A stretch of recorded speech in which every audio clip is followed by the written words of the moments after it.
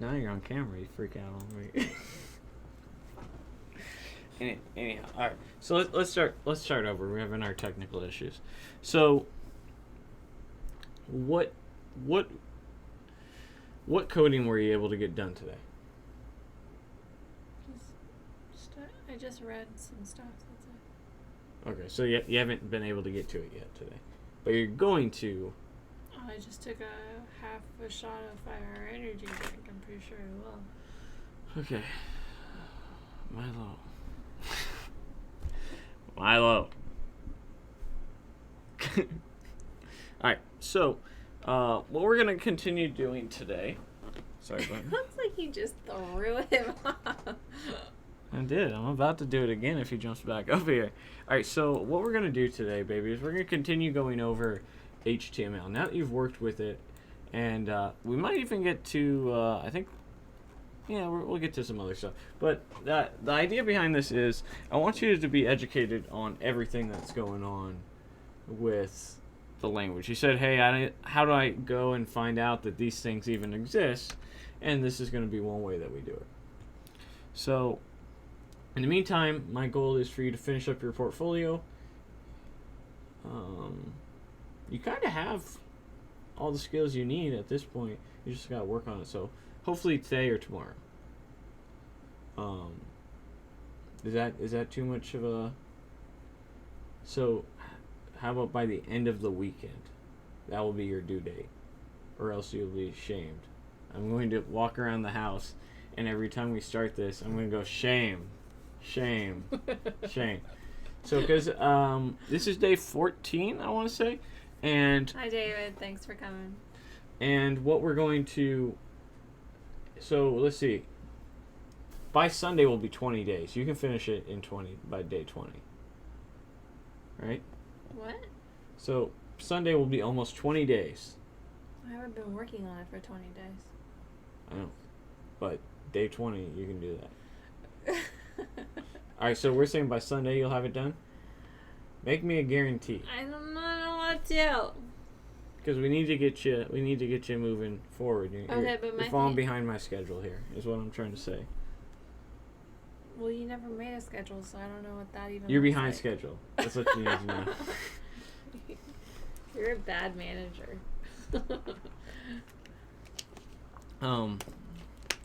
So. Well, Alright, here, I'll show you. You want me to show you what the schedule is right now? No. I'll show you. Let's bring up the calendar. So today is the 9th. That doesn't count. You don't have anything written. I'm showing you right now what I have in my head. This is such bull.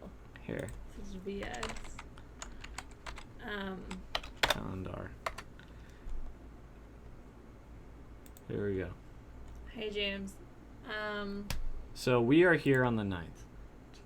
So what I want you to do is ideally I want you done by Friday. Friday, I want us to be refactoring your project. That's what I want to do Friday. Okay? That gives you tonight, tomorrow, and Thursday. That's 3 days to finish up. When you basically just have to add your own info and rework what you have. So in 3 days, your task is to finish that up. On Friday, what I'm going to do is I'm going to refactor. We're going to go through. I'm going to say, hey, this is where you can improve. This is what you can change. And this is what you did well. This is what you did bad. That's what we're going to do Friday. So exactly as David Yang says here, if your goal is to finish one section of the portfolio over the next 3 days, you'll be done.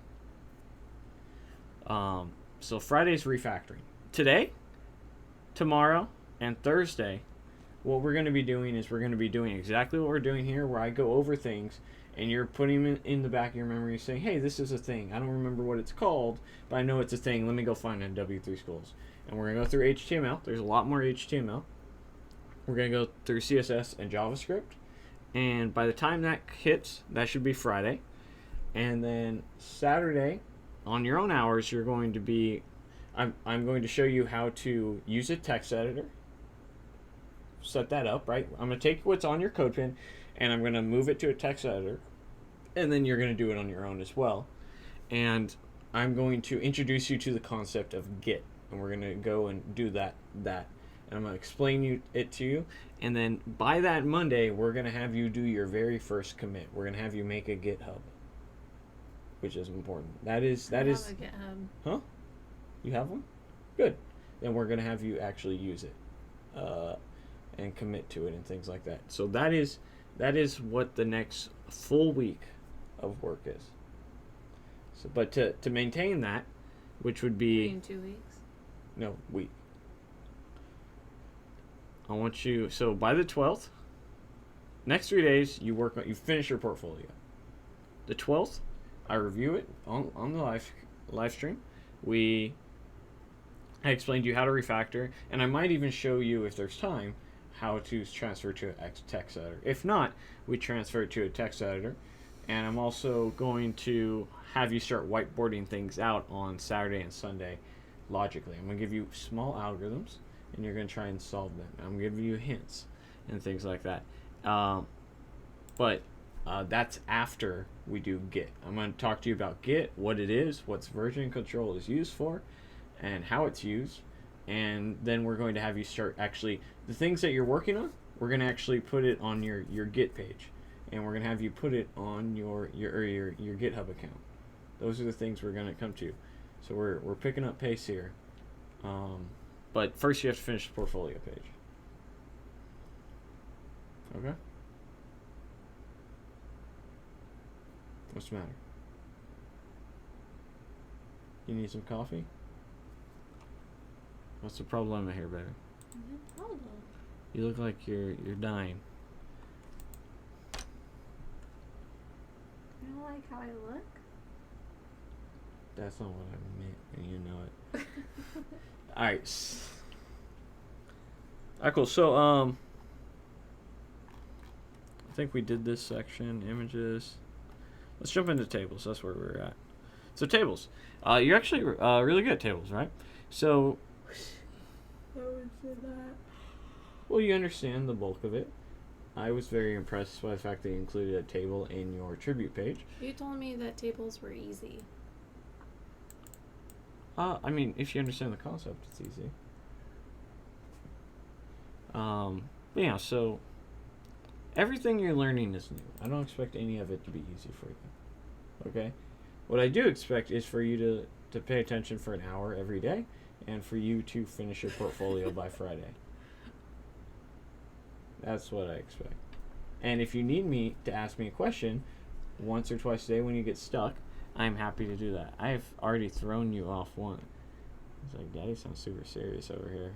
I came to protect Mama. Alright, buddy. Everyone knows you're cute and fluffy and adorable, but you gotta go.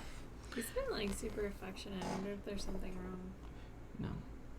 He's just... You're just in denial. There's no reason for a cat to all of a sudden just become super uber affectionate. Like he's been acting like if he doesn't sit in your lap, he is going to die. Okay. Well, that's not normal. Alright, so start off tables with the table tag, right? Mm-hmm. You have your table row, in this case a table head tag, Mm-hmm. and then you have your table data tag and your table row as well. All that's review. Mm-hmm. You can add a border to a table, and remember that you can nest these things. This is different than the... Checking up on our sick cat. He's not sick. He just loves me. It does not mean he's sick. All right. It most definitely means he's sick. Anyhow, so we have our table.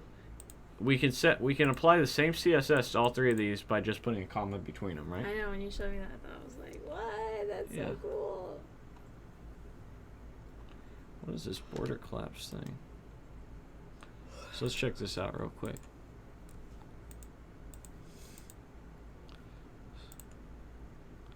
Border collapse. Ah, I see. So this is a cool property. I didn't know this existed. But say you didn't want to have border around the whole thing. Like, remember how we were having those dash issues? It's because we didn't set border collapse to collapse. So see what it removes? it brings it all in together. Well, but that's because they have a one pix portal set in place. That's the pixels for the line, how long that's supposed to be. Remember, the borders are going around it, so if we made it 5 pixels, oops, there we go, like that. You don't notice as much. All right. Oh my gosh. So we also know about how left align things. Border spacing as well is important if you want things to be spaced out more.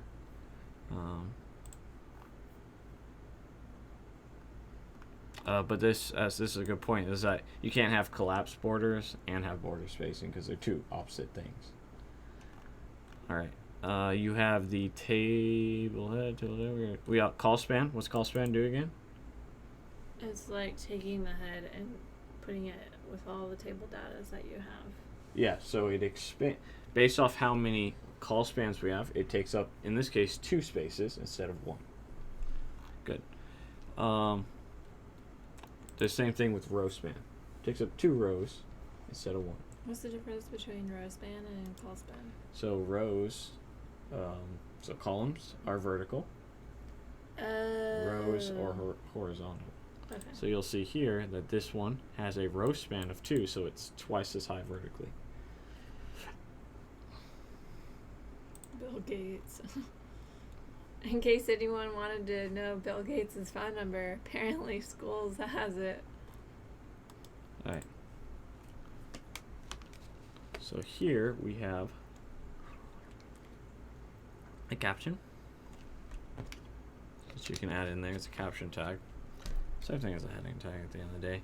But you can add this outside the table row. Do just fine if you want to. Don't really sweat that. Special style, we don't need to worry about that. Okay, cool. So that's tables. Basically everything you should know. Caption is to define the table caption, the heading, essentially. Lists. Now, remember, ordered lists and unordered lists. Dots versus numbered. So it depends on the situation that you want to use. And you nest those in a UL for unordered and an OL for ordered. By default, you have a dot. There's also other types of styling for that. You can make your own custom one as well. But there's, yeah, it's list style dash type. So let's go ahead and show an example of one right now. Which one do you want to see? Do you want to see circle or square? As well as none. So let's say you don't want the dots. It's list style dash type none. I want a star. There's not star in here, baby. I said circle or square. So I've seen those before. well, you'd have to style it. But see, now that's square. Right now we're not styling it. That's not the point of today's lesson. A circle example as well. You don't know how to, do you? I would have to look it up. That's the real reason. There's the thing you have to learn about development is that you're not going to memorize everything, but I know I could bet my life on it that I could at most an hour I could do it. Your life, huh? My life that I could. I'm gonna go get the knife. We're gonna put this shit to the test. Yeah. So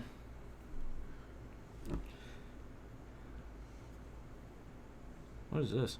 So ordered HTML. The type attribute of the OL tag defines the type of a list item marker.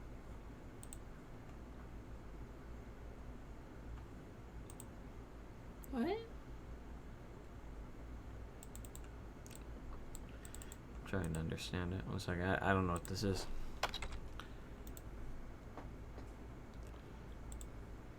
So it starts from whatever you leave it off of? Lowercase letters. The type. I don't know. Don't worry about this for now. I'll have to look into that a little bit more. Let me actually copy this and I'll throw it up and I'll give some context later. Context, rather.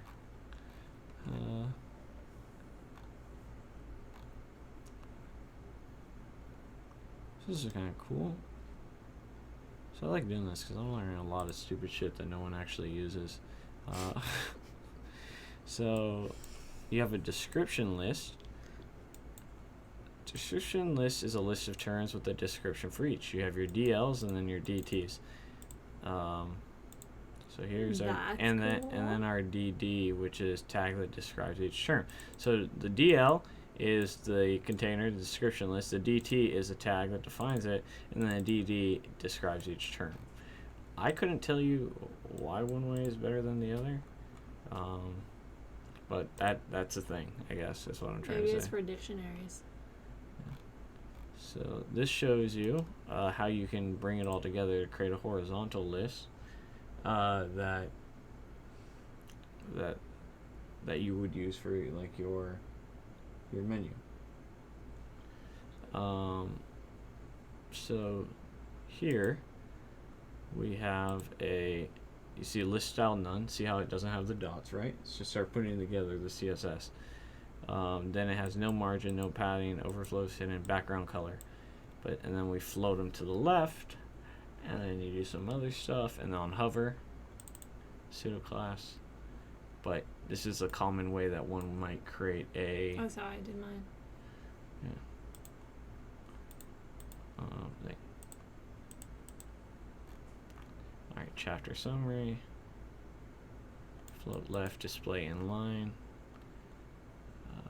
I remember when you struggled with that one.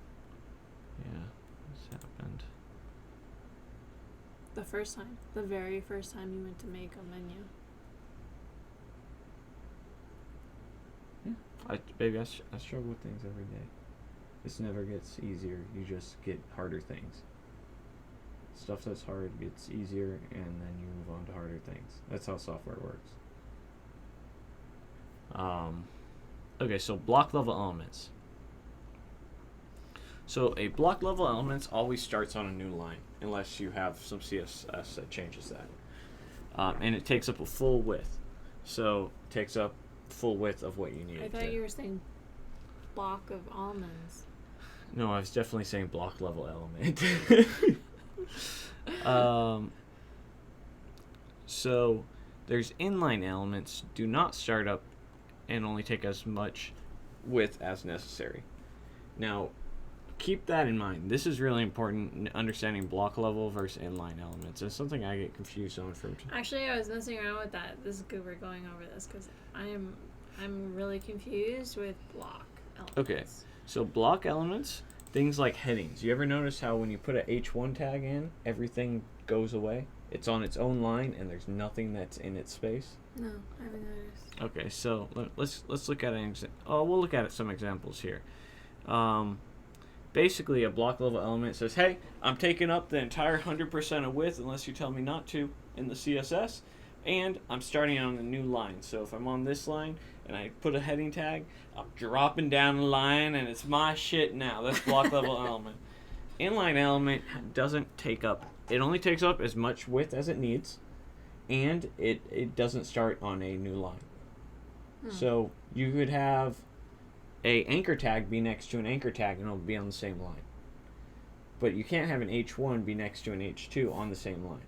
They're both going to take up the whole width because since they're taking it all up by default. So that's what about if you say display block in CSS?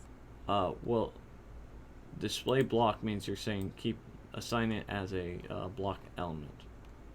But by default, like divs, for instance, are block elements. So here, if we were to go ahead and, unless we nested it, but if we were to go ahead and create a div here, alright, better yet, let's do an H1. So we'll create an H1 tag, which is our heading tag, right? And we'll put test. And then we'll create another H1 tag, and we'll put test2. Because headings are block elements, when we run this, you see they're on different lines. And we can't actually put anything in here. It's not just because we go throw some other shit in here. It's going to show up below it because this is a block level element. It's taking up this entire block. That's what's going on. While the inline elements, and examples of this would be span, which is like a div, except inline element. It's a container. but you don't want it to be a block element, so use span, anchor tag, and image. Alright, so grouping tags, you have div and you have span, and there will be more down the road as well. When we get to HTML5, we're covering all the basics of HTML. The class attribute, so we've already talked about classes, you know everything about that. Wait, CSS classes? go back. You don't know what a class is? I know what a class is. That's all it's telling you. Oh. Is classes and what they can do. Alright, here. What's span.note? So, what is a span? We just were talking about that. Oh, yeah. And then the .note is a class. So when it's a span. So you don't have to put span inside the brackets for it to be spanned? I don't have to put. Say that one more time.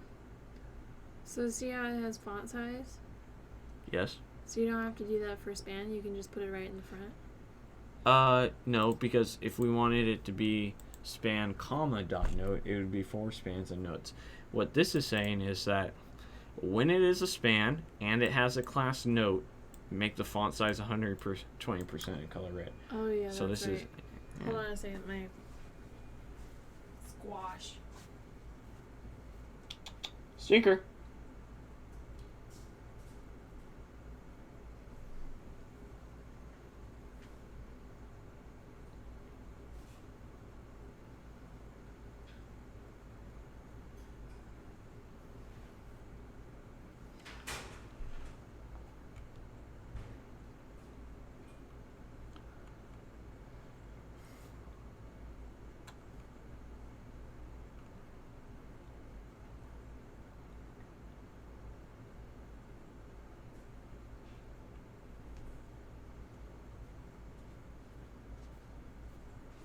Okay. Next section, iframes. So iframes are used to display a web page within a web page. So you'll see here, this is an example of an iframe, where this is an actual web page that's displaying within our overall web page. That's cool. Why you may do this, you don't really see this all too often. I've done it at work we hadn't joined our applications together yet, but we wanted to look like it did. So we put an iframe in there and it looked like it did. Right. Not the best example, but that's one way. And the way it works, you just have an iframe tag, you pass in the source is where it's located, and that's it. And then of course you can set the width and the height and all that sort of stuff in the CSS, or it's better doing it in the CSS than here. Iframe. What does that look like? It depends on what the page is. So like right here, this is an example of a web page as well. So it's not. This is importing a web section. And border none. If we were to get rid of that, you see it has a border. By default, it has a border, but you probably don't want that on there. It looks janky. I like the janky look. All right. So let's see here. There's a target. You can also trigger it. So say we have an iframe, and it has a name. This name is connected. That'd be so cool for my portfolio. You know, put a little thing there, and then they can just click the link, and then my portfolio, like example project thingy, shows up right there. Yeah, it's in what you're talking about. You'll do with JavaScript, and we'll make it very cool. This would be kind of strange way of doing it, but you can do this basic stuff with an iframe and using target and name. So name, and then the target that triggers the name. Okay. And all it's basically doing is it'll have a default iframe, and then when you click target, it's taking the href that's in here, and it's targeting this name, this variable almost, and we're resetting this for where the variable is. Now there aren't variables in HTML, but that's about as close as you'll get. Cool. So now we're talking about HTML JavaScript. What is that? It's JavaScript, but it's just JavaScript at the end of the day. I don't know why they call it HTML JavaScript. HTML JavaScript. All it is it's they're showing you how to do inline. So you can do some things in your HTML. You can do some JavaScript in HTML. I guess that's what their point is. Is that not good practice though? Usually won't. No. It's not. I wouldn't say it's bad practice, but when you're working with Angular and Express and React and all these sorts of libraries, you'll be using their libraries. But this is straight up vanilla JS stuff. So what this is saying, so buttons have attributes as well, a lot of them. And one of the more common ones is onClick. So this is saying onClick document.getElementByID. So this is what I'm going to refer to as vanilla JS or vanilla JavaScript. This is its JavaScript in its purest form before it's been corrupted or changed. So it's a vanilla bean. Yes. So now we're moving into the JavaScript stuff. Now, this is JavaScript that works in the DOM, or the document object model. And what that basically means is your HTML tags is the document, and we're changing the shape of something in the HTML. And so what this is saying is, hey, the type of this button is button. Don't worry about that. But on click, meaning when we click this, go ahead and get the element here and then change it to today's date. This date function is a JavaScript library, and if you call the date function, and remember functions denoted by the parentheses, we'll go ahead and create the date and time for where we're at. And you see the ID demo, GetElementByID. We're saying somewhere on here, on the document or on our web page, we want to get the ID demo. Make sense so much? Where is the demo? Right here. See, ID is equal to demo. But where is it getting that information? On click. When we click the button, it's getting the information. It doesn't get it till then. So the library dictates where it's coming from? No, there's no library. So how do they know what date and time it is today? Because that's JavaScript. It's a JavaScript function. That's what I just asked. Okay, I misunderstood then. So the document is our page. GetElementByID. GetElementByID is the function that allows us to get an element's ID, and the inner HTML is text. Set the text of it. Okay. So when we click that, what we're saying is, go ahead. This first part is go and find the demo ID somewhere on this web page. And ID right here. So it finds this. That's this first part right here. It finds this. And then we're saying, hey, and this will make more sense if we put test right here. I'll show you real quick. So what's in here, the inner HTML is test. That's what that's the text of it, inner HTML. So essentially what's in between the two tags. And what we're doing is we're saying set that to today's date. So when we click this, it's going to go ahead and replace it. It's not going to add to it. We're overwriting the value. So this is one way of doing some basic vanilla JavaScript in HTML. Vanilla bean. Vanilla JavaScript.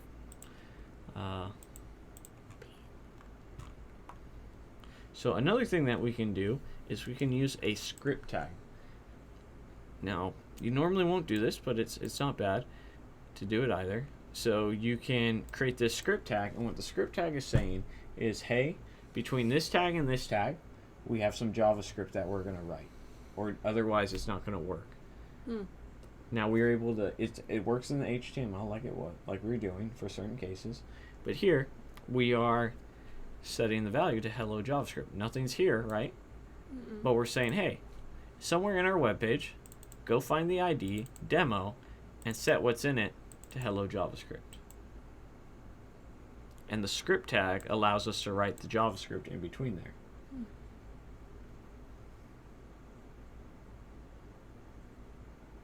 Yeah. All right. So we talked about that.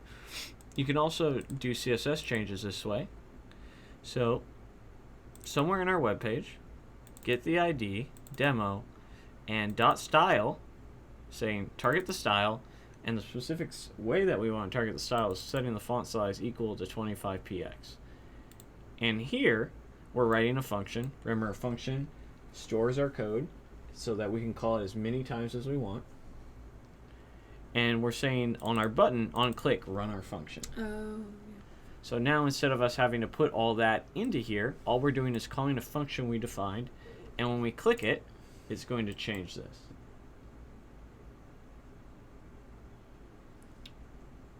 So all this stuff reminds me of those like cracked out web pages that are like spammy and shit. Well, no. This is just showing you things that are part of the library. But let's say when you click a button, you want it to turn green because you checked the box. This could be one way that you could do that. Okay. Or you want to show your portfolio items, right? Another way that you could do that. JavaScript is where all the logic comes in. If you think it, you do it with JavaScript. If it's not telling it, if you're not telling it to always do something. So you can make a rainbow with JavaScript. Yes. That's cool. So it's an interesting question, but. Reading rainbow. Hey Bricks, welcome. Hi Bricks. So another thing that you can do is, and you'll learn this as you go, and this is a good example, light on, light off. Light on, light off. Light on, light off. And so all we're doing here is we're switching an image. It's stupid how much I like that. But all that's happening here is we're switching an image based off some logic. And and so we're saying, look, on click, call the light function, pass in, what is this called again? Starts with a P. When we pass in something to a function. A P? Starts with a P. It's not a variable? It's similar, but not exactly. You can pass a variable in here, but you passing it into a function means that it is a parameter. That's right. So what's happening here is, remember our logic back in JavaScript now, is we're creating our function, light, and we're saying, hey, our parameter, what we're calling SW here, if it's equal to 0, when we call this function, go ahead and set the pick to the bulb off. If it's equal to 1, or else, go ahead and set it to light bulb on. So when we click light on, it's equal to 1, thus it sets it to this image. If we click light off, which is equal to 0, it sets it to the bulb off image. Oh, that's like the ones and zeros. Yeah, David, make a double rainbow. Yeah. Hello? It's on my to-do list now. I'm Hello? gonna have like the reading rainbow. Is this him?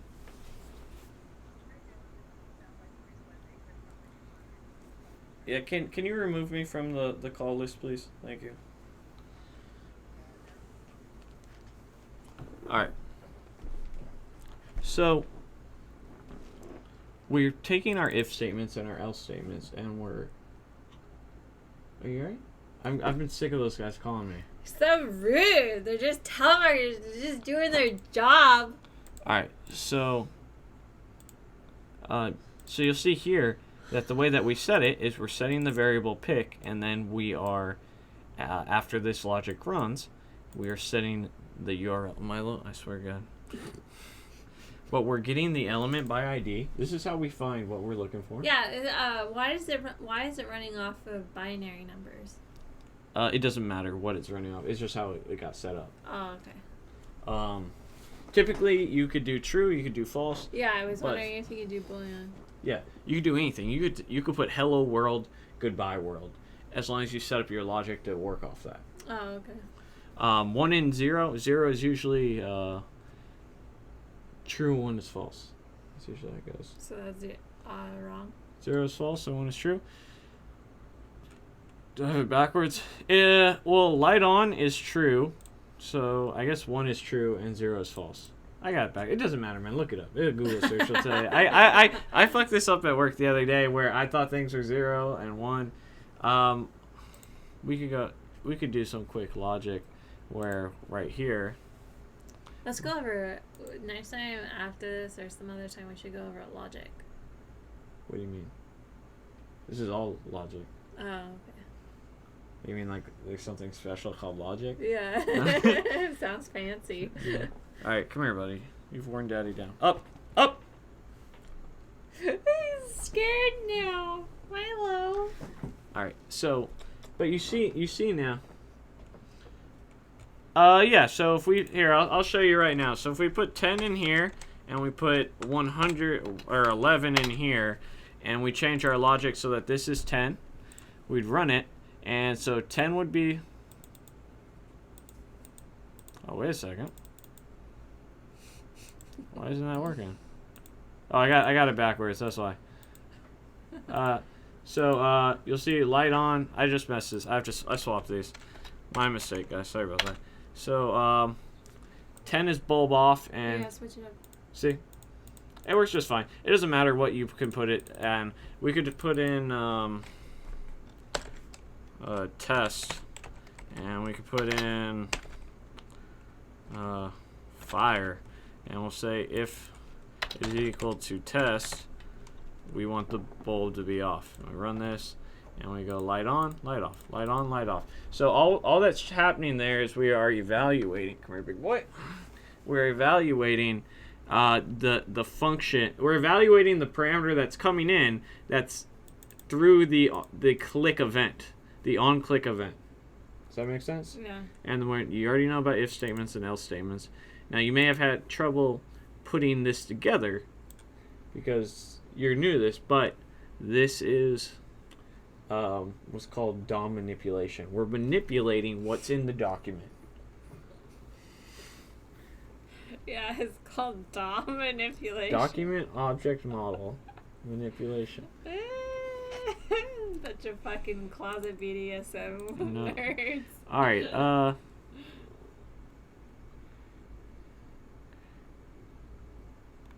The NoScript tag is for straight path welcome, welcome. So the NoScript tag is for when your browser doesn't support JavaScript, which is pretty rare nowadays. So you don't really need to worry too much about it, but because almost all browsers enable JavaScript. But back in the day, server or client-side rendering, which is JavaScript runs client-side, and a lot of you remember back in the days when people were really paranoid about the internet? No. Well, like, people didn't talk on chats, and they definitely didn't stream video of themselves at their fucking house, and No. all right, well, they were. All right, cool, file paths. So we were talking a little bit about it. Sorry, Rev. So remember we were talking about absolute paths and then relative paths? So there are some things in here that will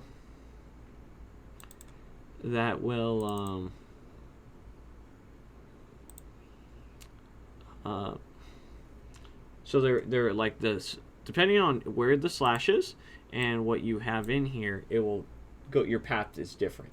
I guess that's what I'm trying to say. So if it is, in this case, picture.jpg, and there's no slash, what that's saying is if it's in the same folder, and I'll give you an example. Let's bring up a folder, and we'll do, I don't know, images. We'll do this. All right, so here we are. So if it doesn't have a slash, and this is where the picture is located, right? Say this 2 for 5 stickers. What that means is that it's in here. It's in the same folder. Right? Okay. It's in the same location. Now, if it doesn't have a slash and it has a slash picture.png, what that means is it's in the next folder. And so Oh yeah, I remember what so yeah. so the images folder is here, but pictures.jpg is in the images The folder. next folder. Now, excuse me, I have that backwards. It is in the root level of where it's at. So if you put a slash there, it goes to the root level, which is where the document goes.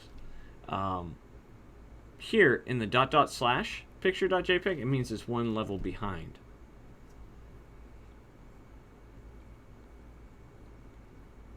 You'll play with that and you'll get it. Don't sweat that. That's something that you'll just test it out and you'll say, this shit don't work. And then you'll say, this shit don't work. Oh, I get it now. Don't sweat it. But we've talked about the importance of not doing absolute file paths. So, why not? Because your images and your links will always break because you're going to develop locally and then you'll put it somewhere else. Oh, I thought you meant, yeah, okay. So no, only local, and only when you're sending out to a new website. Well, if you just do everything on a relative path, everything will work always, which is why you do it. And you only use absolutes if it's going to a site that you're not on. That's what I just said. Okay. All right. I think that's what I just said. You said something That's there. what I meant to say. All right, so we've talked about the head before in the HTML document. You have the style tag as well, the link tag, which is how you link your style sheet. The meta element tag, which is talks about what character set is used. It also lets you put other data as well. Mainly, you'll just see metachar set UTF-8. You don't really need to worry about this. Usually, browsers will handle this. But there are some CSS benefits to doing this sort of stuff as well. I couldn't tell you what's good what's SEO, what's good SEO from bad SEO, but there is something to that. So the meta is an SEO thing? I'm sorry, say that one more time. No, I don't want to. All right. So you can also set the viewport.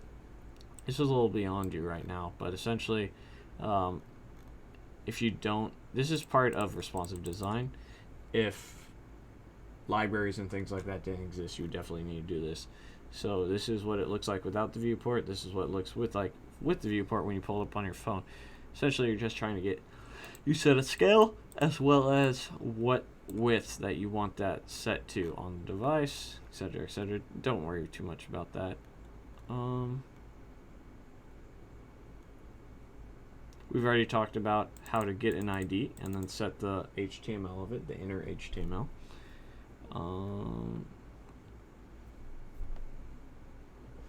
The fuck is this?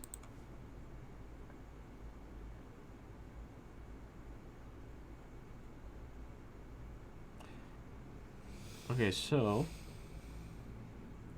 you can use the base URL. So see, look at this. So see how this is HTML5 GIF here? See that? The full path is w3schools.com/images/HTML5 GIF. But because we set a base here in the head, this is pretty cool. I didn't know this. We can actually just put HTML5 here because we're saying, hey, assume that this is the path for it.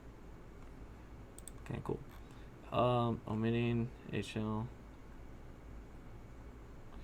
You can also omit this stuff. You don't have to have it in there.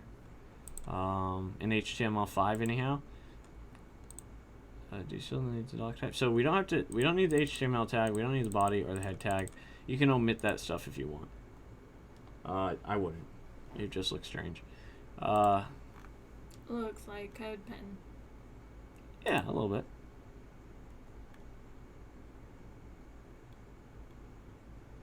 Where are we? I think it's a good place to stop before we move on to layout, because there's a lot. This stuff I want to slow down for. Everything else we've gone over. We showed a little bit about how to manipulate. The harder concept that we got into today was you got to see a little bit of how you would manipulate your web page dynamically. With HTML. And JavaScript. And Everything you've done before then has been dealing with static content that's not changing on your web page, right? For the most part, you can hover over something and the CSS changes, but that's actually static as well for the most part, because we'll say it's dynamic, but for the most part, everything you've done is static. JavaScript lets everything be unique, customizable, and it could be anything where it looks like the light bulb's turning on to, hey, you mean it wasn't really on?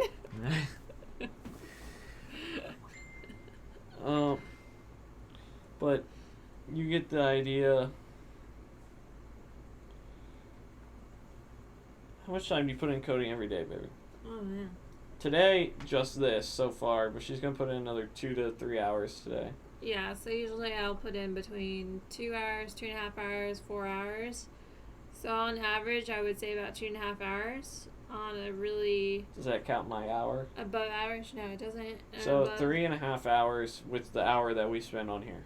Above average 4. And when I'm doing really great and I'm just on point, 9 hours, bitches.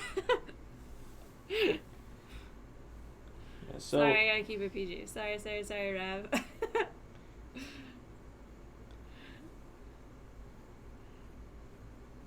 I don't think Great Stars liked my joke. It's okay. My sister would have said the same thing to me.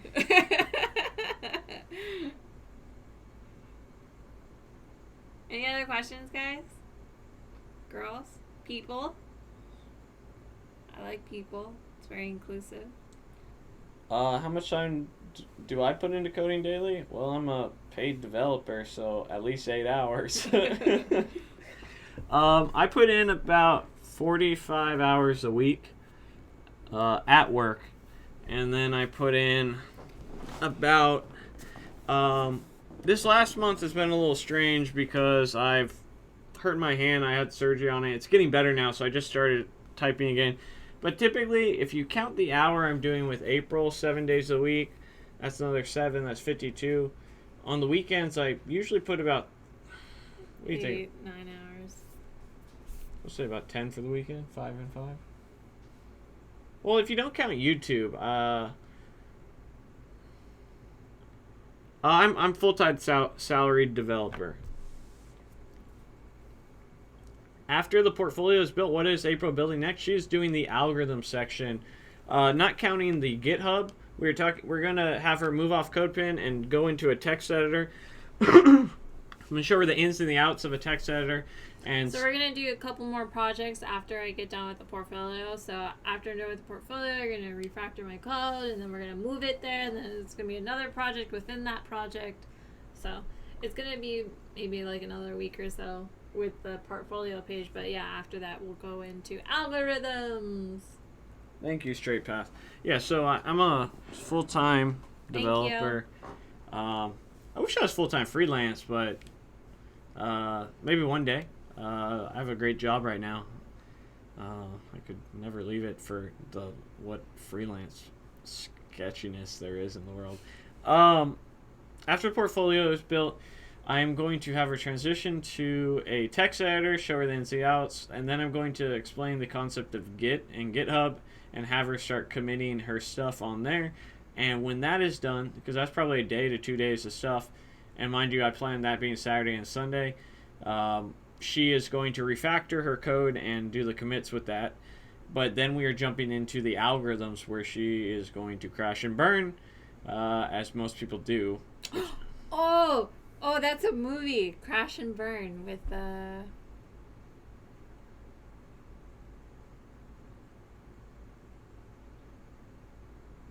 boy, she's really famous. I can't recall her name. But that's Annalie Jolie. I totally scrubbed that. That's the game plan thus far. I think it's 3 days to finish the portfolio from where she's at. Hackers. Yeah. That's the movie. Good movie. What did I just walk into? The Twilight Zone, of course. The death stare. There's lots of death stares that go around here. This is just me being tired. Is she gonna host her portfolio on the GitHub page? I don't know. I probably will have her actually. I'll probably just get her a. I'll probably just get her her own website. It's $5 for a URL and then $5 a month for hosting. Maybe I'll just have her throw it up on mine. Probably not though. It'll look more official with her having her own. That also gives her something to play around with, which allows her to what do you call it? To remind me to turn down the settings on fucking Nightbot. I know, Nightbot's losing its shit. Hackers, biggest cutting movie ever. Really? I love that shit. It inspired me. I know it's all funny, but it was very inspiring to like a 12-year-old. Oh shit. Hey Milo. Hi Baba.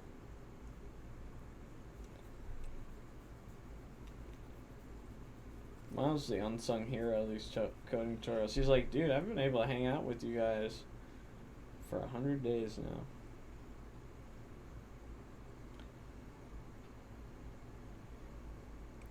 Milo's been in like super chill mode. Oh, He's just normally in chill, but now it's like super chill. Ow, buddy. Nightbot is killing it.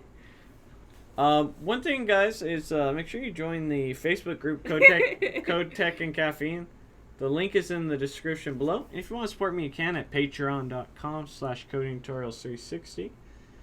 Can I give you some feedback on your portfolio? Sure, man. Yes.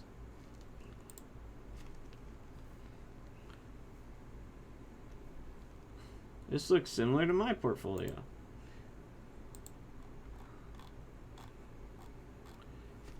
All right, so let's see what's going on here, and we'll discuss a few things. I used to be straight path. I used to be. I don't know if I am anymore.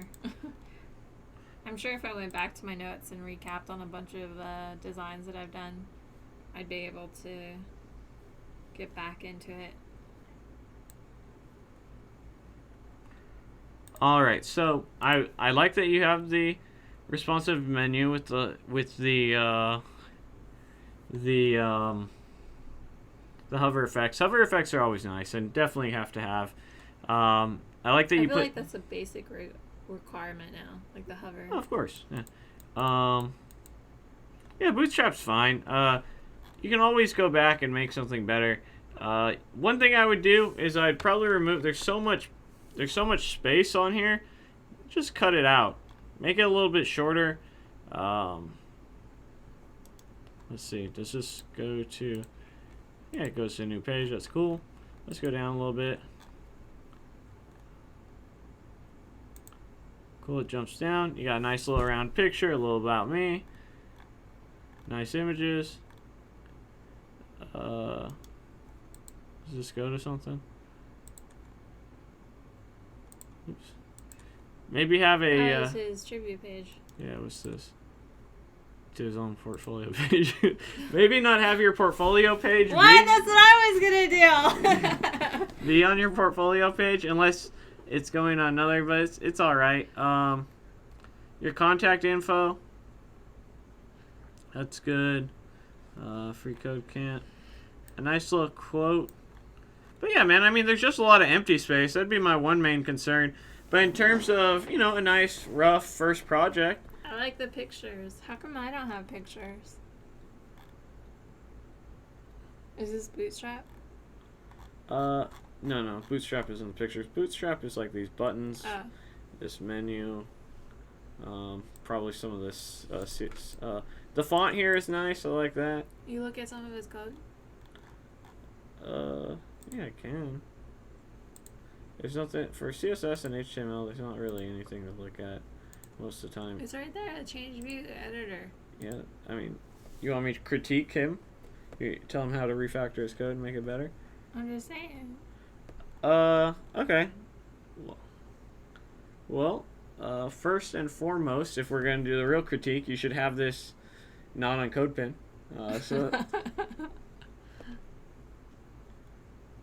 The second thing is that if you are going to use CodePen, you don't need to have the body tag, head tag, HTML tag. All that stuff can be done in here. Outside, make it a little bit less messy. Let's see here.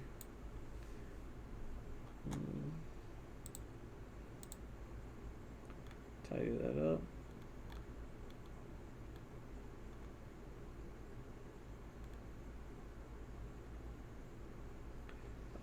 One thing you could also do is, I don't really like the font color here. Why? I don't know. There's something about it. It looks too much like you accidentally forgot that it was a link. And it's looking like link. The hover effect's cool. If you want to add some flair, you can color your icons also. It's just a matter of it just depends what you want to do, right? Div class container.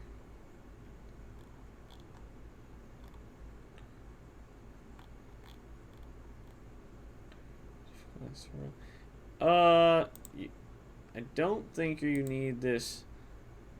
You have this class about, ID about. It's just like an extra div.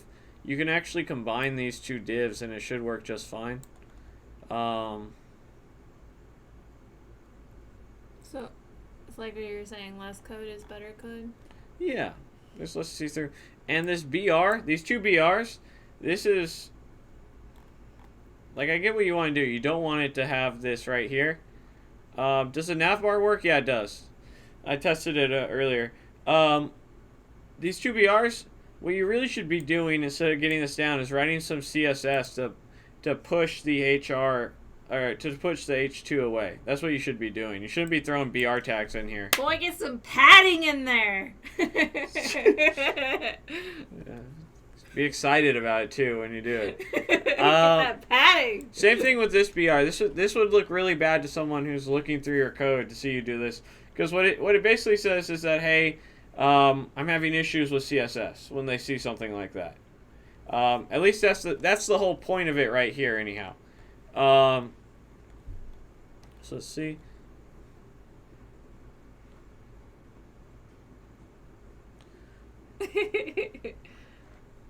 Title, target blank, alt, all that stuff's good.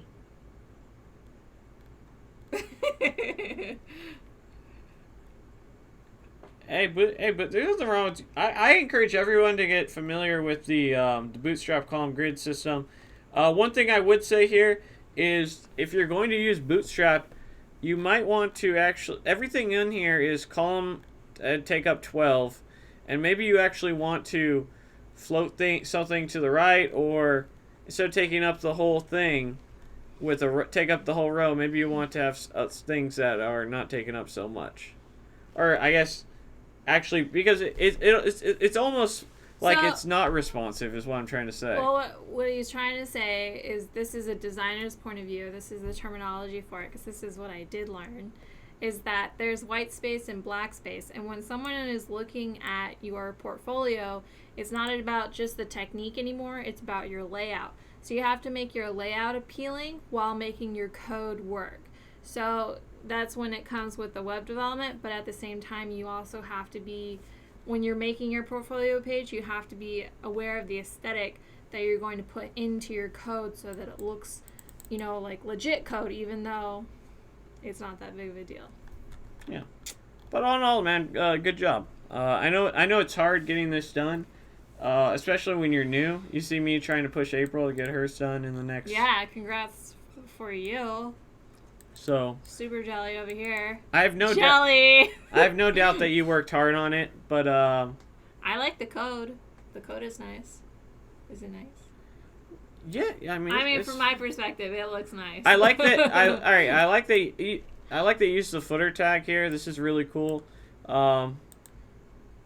So good job, man. Keep up the good work. And hopefully you'll get it up. And 15 days in, she's giving it solid advice. And that's how we do it, man. Hey, you know what? That's just be clever. Oh my goodness. Did you do this CSS yourself? Because there's a whole lot of stuff. You went above and beyond for getting things to be responsive. Not responsive, but work in all browsers. Good on you. Look at that. April makes design content. I told you she can post on my channel, man. I don't mind.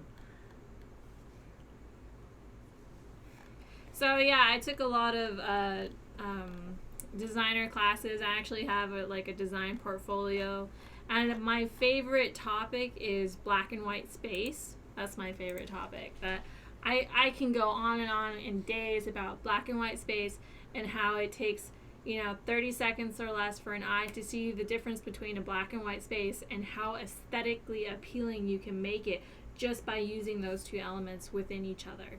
It's incredible. It really is. Anyways, sorry. But all right, guys, that's our hour today. I'm going to go do something else, I guess. That's what I'm gonna do. Thank you to Dennis for giving us the opportunity to comment on your code. I know it's a little intimidating putting it out there, and for sure, yeah. Because we work hard, and sometimes, and you ask for constructive feedback, you're putting yourself out there, and it's the same thing with YouTube. Asking for Dylan's constructive feedback, that's very courageous. I don't even do that. Yeah, and I'm forced, so.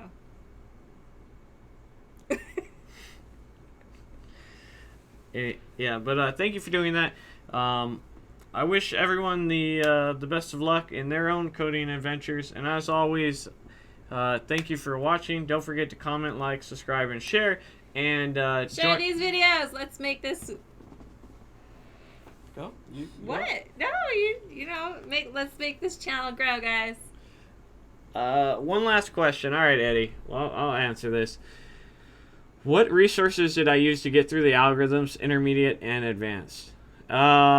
So I basically just went through so exactly what we did right now in HTML here, we're going to do in the JavaScript section, where we're going to basically, before you can know how to solve an algorithm, once you get past the basic isn't too bad. You use the whiteboards. I have a video talking about how to get better at solving algorithms. But the other thing is you have to know what's already built in JavaScript to make it easier on yourself. So when I decided I was going to learn Free Code Camp, I went through all of this, piece by piece, exactly what we saw with April and I doing. And we've been doing this 2 days now, basically, and we're only into layouts. And we have a whole mess of other things to go. So I encourage you to go through piece by piece until you remember, hey, I can do this. And then you think, oh, what is that thing that was in JavaScript? Maybe it'd be helpful here. Go through it so that you at least know it's possible, and then when you need it, at least you know where to go get it. Yeah. But also whiteboarding, drawing it out, following your logic and seeing, okay, this iteration means that this value is 4. This iteration now, on the second one, means it's 7. 3, and then following your own logic until you see, oh, this is where it's broken. Because you'll have a rough idea how to implement it, but you'll usually have a couple kinks in it. And until you can see the kinks, and it's hard when you're just getting started, you're going to need to actually draw it out. And that's what I encourage you to do. All right, that's the last question. I'm closing chat now. I'm not even looking if anything else pops up. It's on the screen. Damn it.